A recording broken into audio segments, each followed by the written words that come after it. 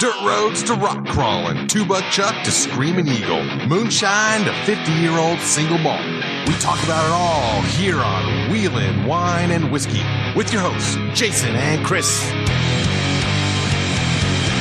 Welcome to the Wheeling Wine and Whiskey Podcast, episode 212 in the home studio. Chris, how are you? I'm doing pretty well. How are you doing? I'm doing okay. Memorial Day weekend. Yes, so, sir. Thank you to all that have served this fine country of ours. Absolutely. And continue to served in the past. And hats off to you guys and gals out there. So, yep. Well, honoring you with a barbecue weekend here. That's right. So, anyways, it's, I can't believe here we are at the end of May already. I know the month flew right by. I mean, we've got a lot of things to talk about, but I mean, we're going to cover a plethora of topics, but, the month flew right on by, man. June is right around the corner. The official start of summer is happening right now. As I was motoring down here to record with you and our special guest, I noticed the number of vehicles on the road with recreational type vehicles like side-by-sides and Jeeps and whatnot. And of course, RVs and motorhomes and travel trailers and boats. Boats. Everybody's boogieing out of town. And I feel sorry for the boaters if they're out on the Delta right now, because the weather is it's not typical weather for our area for this time of the year. Well, it's early season. Everybody's itching to get out. It's been a long winter, and and we're limited on where we can go as off-roaders right now because of all the snow. That's and right. It's been a challenge and going to be a challenge for the next month or so. So, but it's good. It's good. People are out and about, and summer is upon us. Awesome. And with that said, we're going to bring in our guest here, and it's not all roses here on the Wheeling Wine and Whiskey Podcast, and we like to. We've always kept it real. Yep. And we're not afraid to talk about difficult subjects and things that affect us as off-roaders. That's and correct. So we got Corey Greenwood with us here. Corey, how you doing? Good. Thanks for having me on. Good. Yeah, absolutely. So Corey reached out to Chris and I with an email shortly after last weekend's tragedy at Moonrocks, and was a friend with the people that were involved, and said, "Hey, how can we make this a learning moment, if you will, and prevent this from happening again?" For sure. So, you and I are like, absolutely, be happy to help and facilitate that any way we can. So, Corey, why don't you give us a little bit of your background and growing up and how you got involved with off-roading and all that good stuff? Sure. Yeah, again, I'm really grateful to be on the show. My backstory. Grew up in Truckee. Born in June during a snowstorm, which was interesting. What? It happens. Yep. Well, you never know what's going to happen in the mountains. Yeah. Let's see. I grew up around the Wicks brothers as a young person. Their mom, Sandy, used to watch me as a kid. And, living in Truckee, I got to see all the Jeeps come and go from the Rubicon. And I kind of knew that's what I wanted to do. And, my dad had an 88 Jeep Wrangler that he let me use for a while when I first got my license. And second year of the YG. Yeah, it was a good car. I put a shackle lift on it, some 31 mud trains, and got that thing stuck quite a bit. And and we had a lot of fun with that. And I used to remember going to school with it covered in mud, parking up on the snowbanks with like a tire off the ground, and teachers coming out and being like, "Hey, you can't do that. It looks like it's going to tip over. You can't park there." Power parking. Yeah. So, my dad needed it back, and I found an 80 Toyota pickup for like $850 and had some 33s on it, and wouldn't pass smog.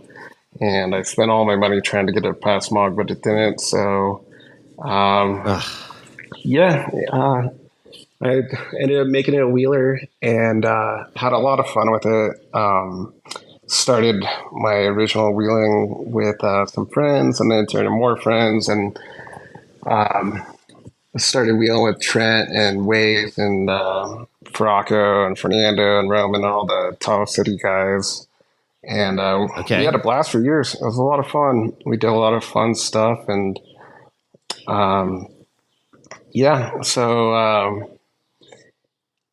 currently I still have the 80 Toyota pickup, but I'm going to try to swap that into a street legal 85 Toyota pickup and build it under 4600 race spec and see where I can go with that.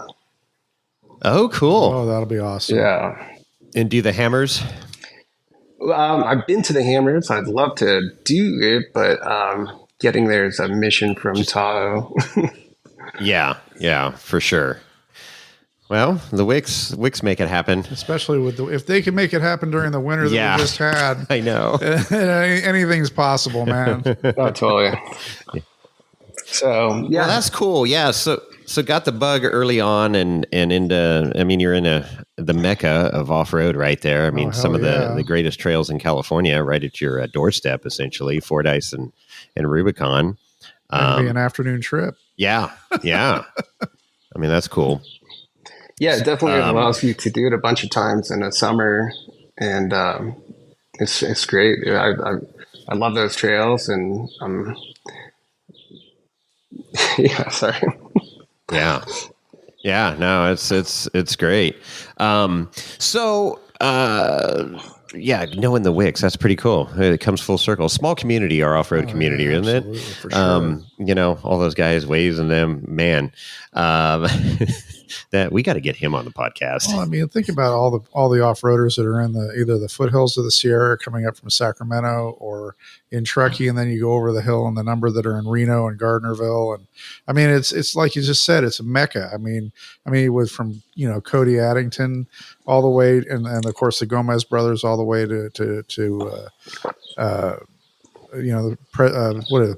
what are you trying to say? Where are you going? How far north are you going? Winter King of the Hammers. Slauson? Slauson. That's the name. There you go. Wow. Randy's going to give you shit for that one. I know. Do you know who I am? I'm going to get a phone call from him in about 2 days. Yeah. So, very, very good. It is. It's a tight community, and I guess you've listened to the podcast and kind of hear our shtick and our stories about that area and up and down, California here. Yeah. So you reached out and here we are doing a podcast. How about that? I wish we were honored. Yeah. Well, I really wish we were doing this podcast under better circumstances. Yeah, exactly. Frankly. I mean, but as we said in the beginning, there's sometimes there's tragedy in the off-roading, and we want to hear the story. We want the facts. Yeah. We want to get the facts out to the listeners and dispel any rumors for sure. This is the key. What can you tell us and how this all transpired? And well, first of all, where's Moonrocks for our listeners that don't know, and what kind of terrain is it and all that? Yeah, Moonrocks is north of Sparks or Reno, Nevada. It's down Pyramid Highway, and it's basically a small playground of rocks that is from mild to wild. And it's great for that reason, because depending on how built your vehicle is, you can attempt what you prefer out there. I've been to a couple rock crawling events a long time ago, and it's an amazing place. It's beautiful. It used to be, I think, a staging area for just dirt bikes originally, if I'm not wrong. Oh, interesting. Yeah, and it just when the rock crawling community found it, we just fell in love, of course.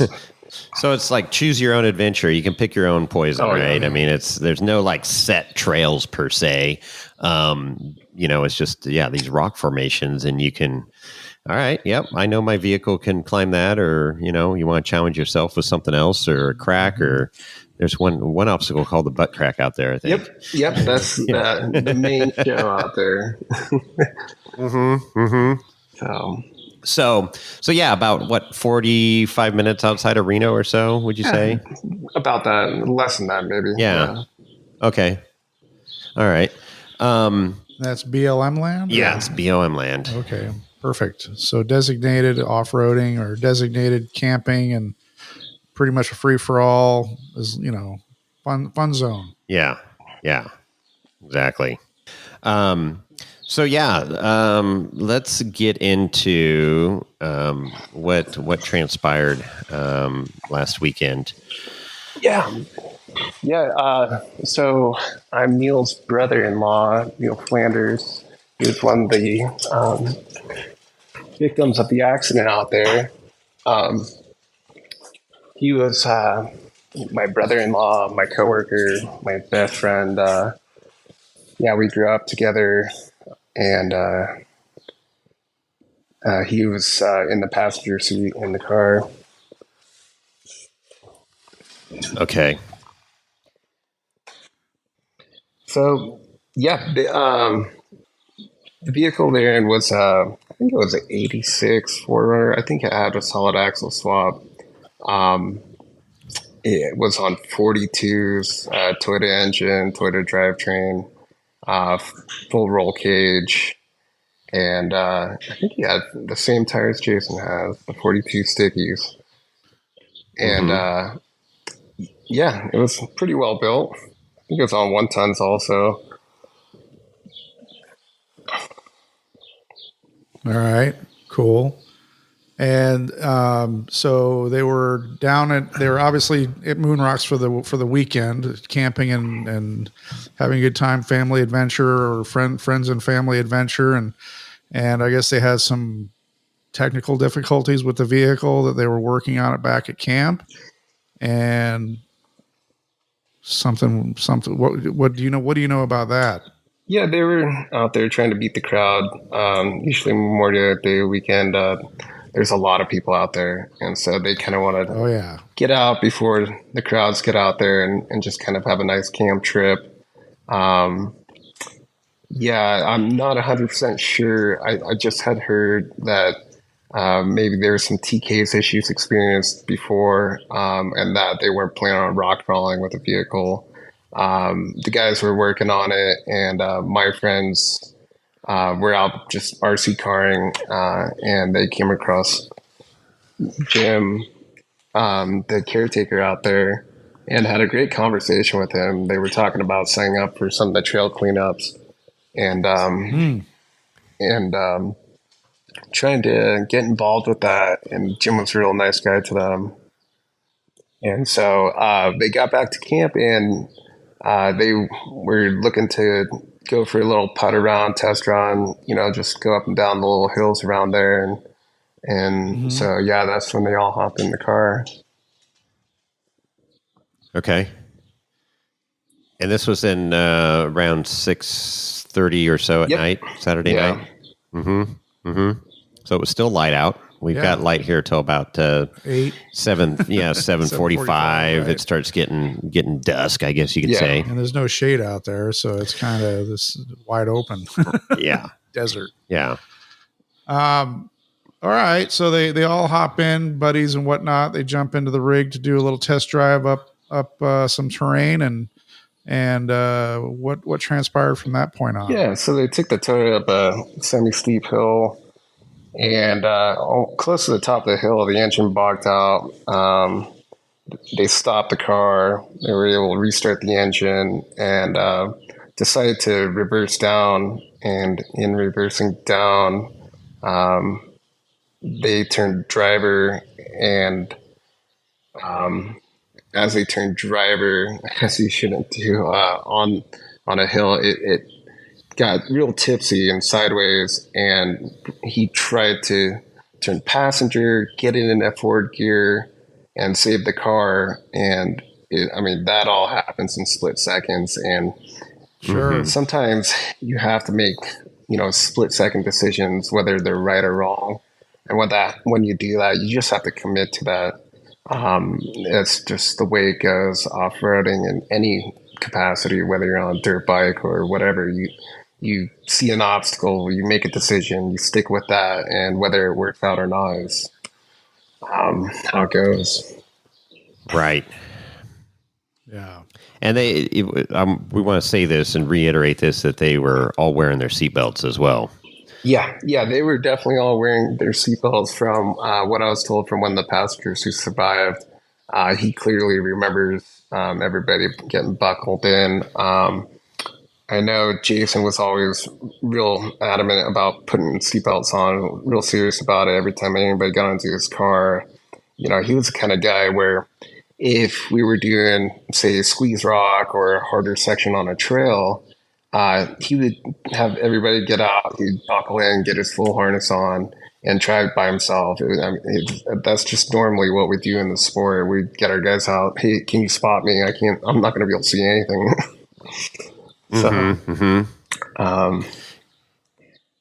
So the driver had years of experience driving off road. Correct? Oh yeah. I mean, the driver's name was Jason Klein, and the passenger in his right seat was Neil Flanders, and they both were like me, 20 plus years of experience off-roading up here.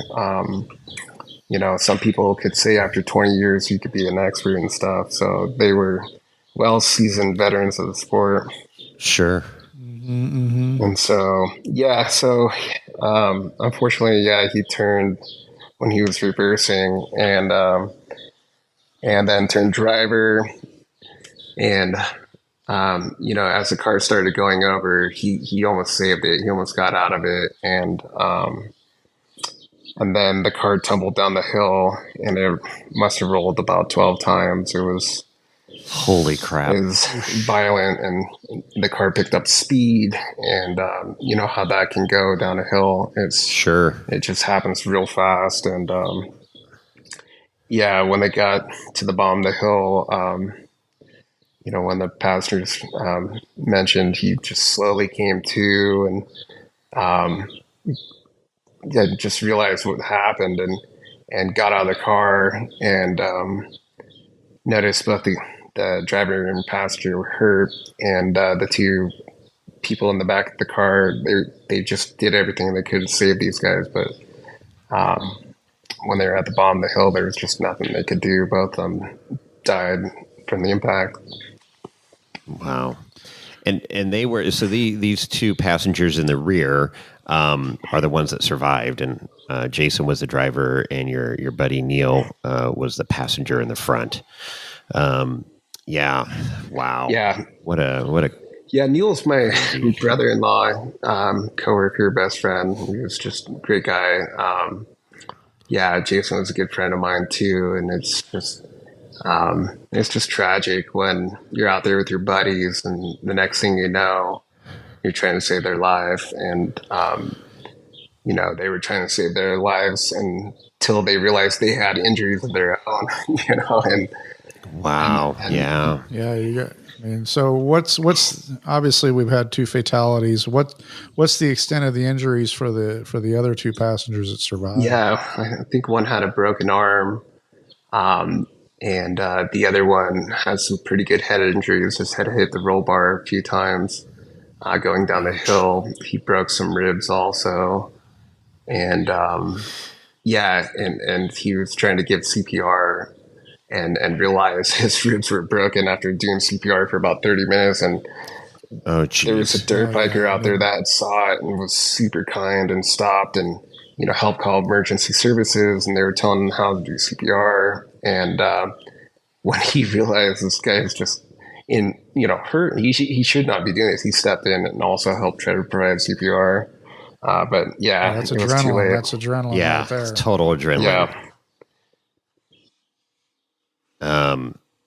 Very, very selfless act when you see what going for that ride, and then coming in, it's like, holy smokes, trying to process everything. And then you're like, okay, now I got to try and save this guy's life. That is just wild. Yeah. And they were being reckless. I mean, it was just a mellow trip out there. That's another thing I think, it makes it kind of tragic. It was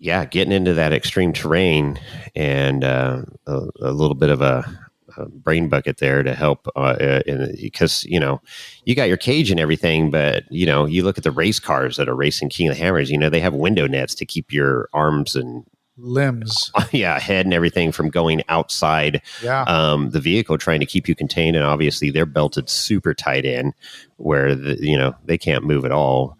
And of course, when we're rock crawling, we want to be able to move around and look over our shoulder and look left, look right, to put our tires on the right points to make it through the trail.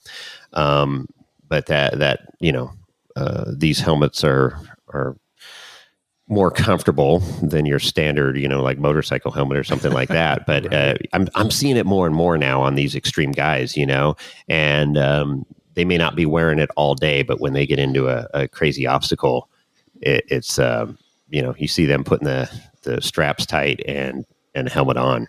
Yeah. I mean, when I ride with you, it's like, lap belt. And then when I see you put your harness on, I'm like, oh, time to buckle up. That's right. That's right. Yeah, exactly. That's what I tell my passengers. If you see me put my harness on, you better put your harness on. And here we go. So yeah, I mean, with a harness on, do you think you could turn around physically enough in your seat to look backwards? Nope. Nope. So then it's super difficult. Yeah. Then rear view mirrors are super important. Yep. Yeah. I mean, if you had to back down a hill and you're fully harnessed in, how are you going to see where you're going? Right. Oh, for sure. That's exactly right. You see these, the side-by-side mirrors that a lot of guys put on their buggies and stuff. If you got a rock buggy, and then of course, you got a regular rig, you got probably a couple side mirrors if they haven't been ripped off yet.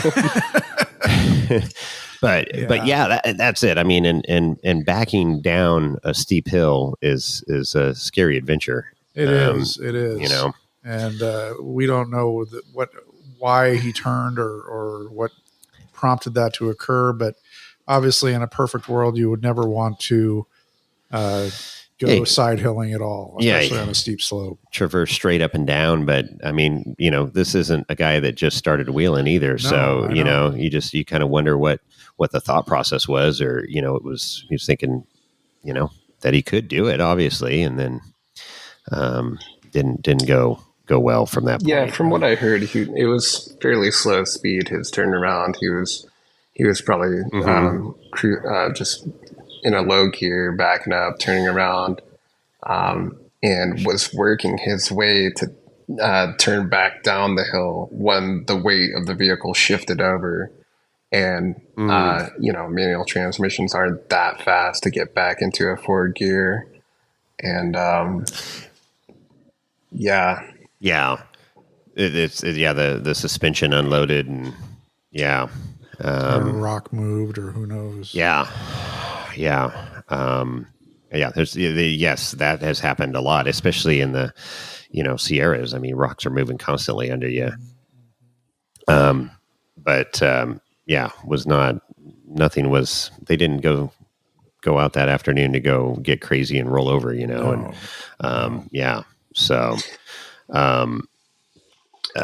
then so accident happens.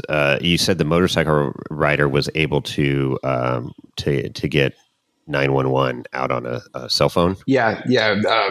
I think he had seen it from a distance. He was the first person that was able to physically get close to where the incident happened. I think people heard about it and then started showing up there trying to help, just regular people. And I feel for everyone out there that had to be there and try to save lives when the lives were already lost. But I mean, you don't know that in the moment, and all you can think of is, how can I help? What can I do? Sure. And, I hope they can find some peace with that, because that's never a good day for anyone. I remember all the people I've seen pass away. And it sticks with you. Yeah, well, that's stuff you can't unsee. No. And then for the two passengers in the back that actually went for that ride and saw everything unfold in front of them that probably felt like forever in slow motion, and then dealing with two people that died. It's like, that's major trauma right there. Oh, for sure. PTSD is mentally. Yeah. So, I don't know how to, I don't know how to relate to this. I mean, I just don't. I've never been in this scenario, and my heart goes out to you and your family and the other victims' families, and I just don't know what else to say. Yeah. What about when you were in your accident, Chris? Well, I mean, that's different. I mean, I mean, I can relate in a regard of being in a major collision and getting out of the car and saying, "Holy shit, I feel pretty good." And then that was the adrenaline. Then the adrenaline wears off, and it's like, I'm not feeling so good. And by the time I got to the hospital, I was unable to walk. But I don't know how to compare. It's apples and oranges. No, but it's a traumatic experience, right? It is. In an automobile. Yeah. Is where I was going with that. Is like, split second things happen, and just driving home from work. Yeah, next thing you're going to the hospital. Right, exactly. Yeah, what were you going to say, Corey? Nothing. No. Sorry. Okay. I'll go back to the cell phone. So, this is something in the years of off-roading, we rarely have cell reception on the trail. It's become better over the years, but it's still, don't rely on it. Do not rely on a cell phone because chances are, if you're on a serious off-road trail, you're not going to have cell reception, or you're going to have to go a ways to get cell reception. Correct. So here comes in what we've talked about before, ham radios. Mm-hmm. But those, take some knowledge and some foresight on doing some homework before you go into that area of what repeaters you can hit in that area and have those programmed in. So, most of us in our inner circle here have ham radios, and I'm not very proficient with it, but I can get it to work. Chris knows a lot more, and some of our other buddies too. But it's it's another way to get out to the real world, and obviously time is a huge factor. So every second counts. One thing that I pushed for in our 4-wheel drive club was to get a satellite phone. Yep. They're not inexpensive, and the yearly plan is like $600 or something, and so it's not inexpensive either. But it's something that anybody that knows how to dial a phone can operate a satellite phone. It takes, if it's off, and you turn it on in an emergency, it's going to feel like forever, but it takes a couple minutes to power up and connect to the network. And then you can go ahead and dial, 911 and get information out and get emergency services going. But I wanted to have that because it is something that anybody that knows how to use a phone can call for help. You don't have to know how to hit a repeater or have it programmed in or anything ahead of time. It's not 100%, but it's pretty darn good. If there's a lot of trees and stuff, it may not work. It may not work. Right. Well, and I mean, so there's that technology, and then like we just mentioned ham, and then earlier Corey mentioned GMRS, the other radio that has a new repeater up that's on the Rubicon. That doesn't require, studying and getting a license like ham radio does, but you do have to have you can get a license for, is it $35 a year? Yeah, it's $35 now. For 10 years, I believe. Yeah. But, and that's simple to use. And we said, it's got a repeater network that covers the Rubicon Trail.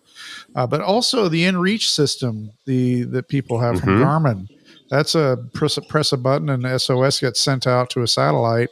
And, hopefully, somebody the satellite system picks it up and sends help.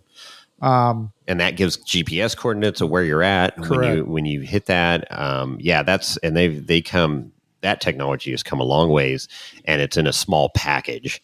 And I know that's something on my want list to add to the arsenal Sure. of, emergency stuff to have, and, going out and recreating in all the different places that we do. So you can, we go out there to get away from the city and the BS, but it's an emergency situation. We want to get that chopper and ambulance and everything queued up and on their way. Absolutely. And speaking of that, the AirMed network, if you're not a subscriber, you really should. It's a hell of a bargain. I believe it's $65 a year for. And there's a discount with Cal 4-Wheel if you're in California here. That's definitely, if you ever need a helicopter ride, it's not guaranteed because they have to come pick you up, and most of the time they are the ones that are called upon, but they're not the only air ambulance service in California here. So, right. But it's definitely a good, cheap insurance, 65 $79 bucks. if you're not, $79 if you're not with Cal 4. Yeah. So 65 with Cal 4, I think, with a little bit discount. That's like Jason said, cheap insurance. So yeah, getting off the Rubicon if you're injured or worse, or Fordyce Creek or whatever. And what do you know what the response time was out there, Corey, once that phone call was made? No, I have no idea. But I want to go back to the radio. I think what's more important than having a radio system is to teach and train yourself how to be your own first responder. I've done some training over the years, and I find it super valuable. I find myself sometimes the only person with a full trauma kit with me, and knowing how to use that, and knowing getting the training is pretty easy. The American Red Cross does a program called Stop the Bleed, and the number one way most people die in some of these traumatic incidents is from blood loss. And that can happen real fast. If you nick an artery, you may have 5 minutes, and that's it. Wow. And so it doesn't matter what response time anyone is, you need to treat it right away. And, I'm kind of thankful I wasn't out there when this happened, because even with all my training and stuff, everything, the injuries were too bad for any of that to count. But to have that is super important. Any kind of medical training in general is super helpful. Anything you're doing, I mean, if you're hiking in the woods, knowing how to use some of this equipment, you can use some of it on your dog if you needed to.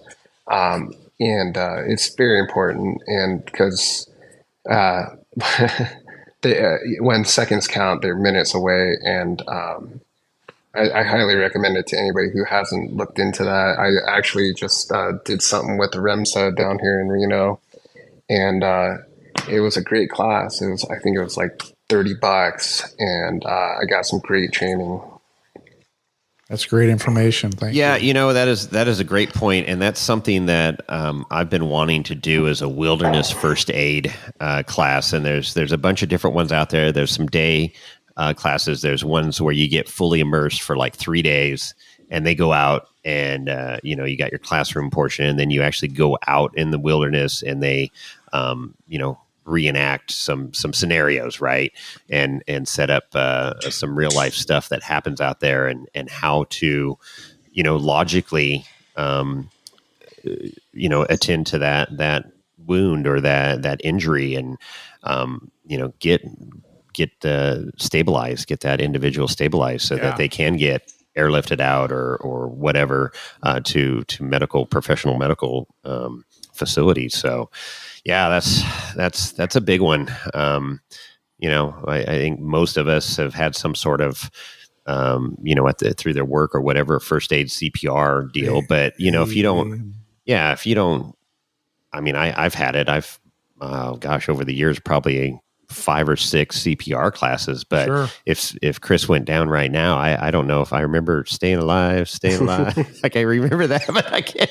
It's there's the techniques seem to get a little bit more improved every year. There's a little different. Now is anything you do is better, better than than nothing. Okay. So yeah, I mean, I just took a CPR class like 6 months ago, and that was one of the things I said. Even if you don't remember the time, you just do something. Yeah. Doing something's way better than nothing. So, Yeah. Well, and having something too, though, having a tourniquet and knowing how to use it is critical. And then wound packing gauze for the areas you cannot tourniquet is very helpful to have. And then a chest seal, God forbid something punctures you. I remember when I was building my truck and putting it in the roll cage, I was like, well, what if something comes through these open areas of my cage, a tree branch or who knows what? Yeah, no, it's for sure. I mean, and then, you think about not only just driving in a rollover incident, but, doing recoveries out there and winch lines and straps. I mean, there's a lot of stuff that can go wrong. And I've seen some, unfortunate events, but luckily nobody's died that I've been involved with in any of the off-road emergencies that we've had to deal with. And we live in this, bubble, if you will, or whatever. It's like, oh no, everything's going to be fine. And, you might let your guard down a little bit and, just drive to the hospital. Yeah. Oh yeah. We're just, we're a phone call away. We'll have the chopper pick us up. But it's something to really, keep in the back of our minds, and make sure we are safe and our safety gear is working in our rigs. And we do have a first aid kit. And I mean, you got the trauma kit. That's awesome. I know I've got a few people that I wheel with that are EMTs and stuff. And it's always comforting to know that they're there. Hopefully they're never needed if shit goes south. So, I mean, I've always said it is, you got to be your own EMT, medical, fire, police, mechanic, everything out there on the trail. And luckily we have a strong community with a lot of really good people, but it's just stuff to think about. Yeah, absolutely. Oh, I thought you were going to say something, Chris. No. Oh, you were telling me to stop. I was just agreeing. Oh, okay. Okay. So, I mean, what are the takeaways? What did we learn from this very unfortunate incident here? It's, I don't know. You got anything, Corey, you want to start with, or? Yeah, I mean, just always be respectful every time you go out there to yourself and your vehicle. Just try to remind yourself what we do can or could be dangerous. And just make sure your vehicle's set in a way to where you got a rear view mirror or you got your med kit with you, or it's kind of like when I throw my tool bag in the truck, I got a whole trail bag for my medical equipment. Good seatbelts, padding, at least if you're not going to have a helmet on for your roll cage. Sure. Like, how can we make helmets cool again? Do we need to start a helmet company that's just for off-roading that works or something? I don't know. That's well, affordable. I mean, there is that. I mean, Axel is doing it. They're trying to get the message out, and I do want to have him on the podcast. But because I did talk to him at Trail Hero, and he's got a couple different helmets out, and like I say, I'm seeing him more and more. And then, like you mentioned when we were talking before the podcast, is 24 hours to hell and back. Yeah. So that's his son. Flex Rocks and Rollovers. His father is the one that does the helmets deal. Oh, okay. Yeah. And so, they have the coveted pink helmet for the, when you roll over or do something, that's not, silly or roll over. And then you get the coveted pink helmet to wear. I mean, it is one of those things that, it's safety stuff is never comfortable or fun to wear, but it does save lives. It does work. And let's face it, some of this very technical rock crawling that we do and areas we put our vehicles into, obviously this is an instance of how quickly it can go south. I did want to read something that Neil's wife had given me. She said, okay, I 100% believe in my heart that this was no one's fault. I hate the narrative in the news that this has been Jason's fault somehow, being reckless or unsafe, because that's totally not true. Both him and Neil were some of the safest drivers I've ever met. And if anything, that is the message I want relayed to the world. Very good. And so, Neil was the passenger, so that was from his wife, and then Jason was a driver. Yeah, that's tough. It's tough on everybody involved, and especially when you're reading this bullshit, on Facebook and whatever social media, and these people weren't even there and jump to conclusions, and you see it every time with every incident. Keyboard warriors, whatever the hell you want to call them, and a lot of these people probably don't even freaking wheel hard at all. They're just going to start see another incident, so let's close it down. Well, yeah, and then it's spreading misinformation. Correct. And people make a lot of assumptions. He was drunk or wasn't wearing a seatbelt or whatever. It's just, and it's like, that's why I'm super appreciative for you coming on, Corey, and getting these facts out. And people can say what they will, but it's like, hey, listen to the podcast, listen to what actually happened, and the facts. And you heard it here. Yeah. And you bring up the land use thing there, Chris, and it's ammo for for people that don't want to see us out there recreating, even though our recreation areas are extremely limited. And it's a constant battle, and something like this happens, and of course the naysayers will use it for ammo. But it doesn't help when our fellow off-roaders are muddying up the waters, if you will, with a bunch of nonsense that didn't even happen. So the important thing is, if you don't know the facts, just keep your mouth shut. Pretty much. Right. You're not going to change social media. It is what it is.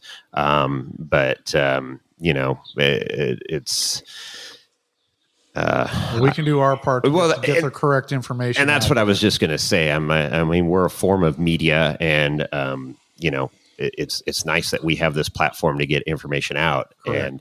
And like I started out this podcast, it's not all roses, and stuff like this needs to be talked about and not swept under the carpet. No. And nobody wants to talk about this stuff, but it's important to think about, and hopefully it. Yeah, go ahead, when we talk about this stuff, we can learn from it, and we can find the lessons that could save lives and prevent this from happening again, or just give people good ideas of what to bring. I've came across people with no water on the trail, which blows me away, but just even safety gear and just self-training, and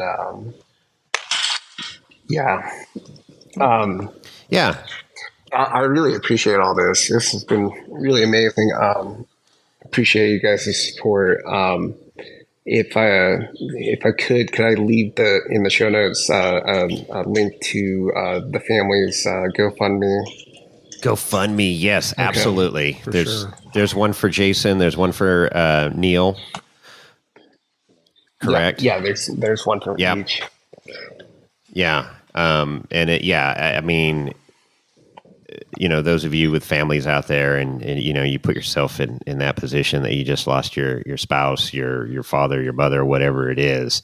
And you're just going about your normal business every day to day. And then this person is gone from your life that you love. And, not to mention the financial impact, dealing with everything, and then financially just day-to-day living expenses. And Yeah, I don't know if either of these guys had life insurance, and the all the costs and stuff that go with this is crazy. But yeah, no, I really appreciate the help and the conversation. Maybe I can meet you guys one day where we could talk on a lighter note. Definitely. But, I'm up in that area all the time, and we'll definitely. Hopefully, we can wheel this summer together. For sure. Yeah, I just want to find a way we could come together and honor these two great men that we had lost. It's very tragic, and they'll be missed. Yeah, Absolutely. yeah, for sure. Yeah, man. Again, it's. I'm glad we got this happening, and it's just amazing to me. Like I say, you were a fan of the show, and you reached out, and here we are. So it's our. I don't want to say pleasure because I don't like talking about this stuff, but it's our privilege. It's our duty. It's our, I'm glad to be part of getting the right message out there. Absolutely. And that's what we're hanging our hat on here. And, yeah, man. And, so those of you that are listening, thank you. And, we try to have fun on the show, and we do, but this stuff's got to be covered too. Sometimes it gets depressing. If you can find, even just $5 or whatever you can afford, don't buy your latte from JL Latte this week, and throw $5 at each of these guys' funds, or 50, or if you got big money like Chris, you can throw 100 at it. Right. Throwing me under the bus. If I had your money, I'd throw all my money away. So look in the show notes for the links to the GoFundMe's for both of these fine for men. Jason and Neil. And they'll definitely touch on those, and hopefully we can throw a few shekels at them. That'd be great. Yeah. Well, anything else, Corey, that we missed, or you want to? And I also want to commend Neil's wife putting that together. That's important message to get out as well. Hell yeah, absolutely. Yeah. No. Well, from Wheeling Wine and Whiskey to you and your families and friends and everybody that suffered this loss, our deepest condolences and sympathies. Absolutely. Yeah, thank you very much, guys. Yeah, this has been great. And well, Chris, it's a somber episode. Yeah, it's like I say, difficult and something that you just want to brush under the carpet and move forward. But lives were lost, and the message needs to be out there of, one, the facts, as we keep saying. They were wearing the seatbelts. Right. They weren't out being idiots. Just regular guys out there four-wheeling like we do every time we go out, and a tragedy happened. So hopefully listeners out there makes you think twice about being sure your vehicle's safe, and you got the equipment, and if you are medically trained, you carry some extra stuff rather than just the regular old first aid kit like I have. A couple of Band-Aids and ibuprofen and tweezers. Yeah, and a flask of Jack Daniels. So, so it's a sad deal, but again, to talk about seatbelts and the helmet, and communications, the cell phone, the inReach, the sat phone, whatever, things to think about. I mean, can you prepare for every single freaking incident? No, you can't. No. But having some of the basics and thinking twice about something might just save your life. So or your buddy's life, or your co-dog's life there, or somebody on the trail. So go if you can. Donate to those GoFundMe's.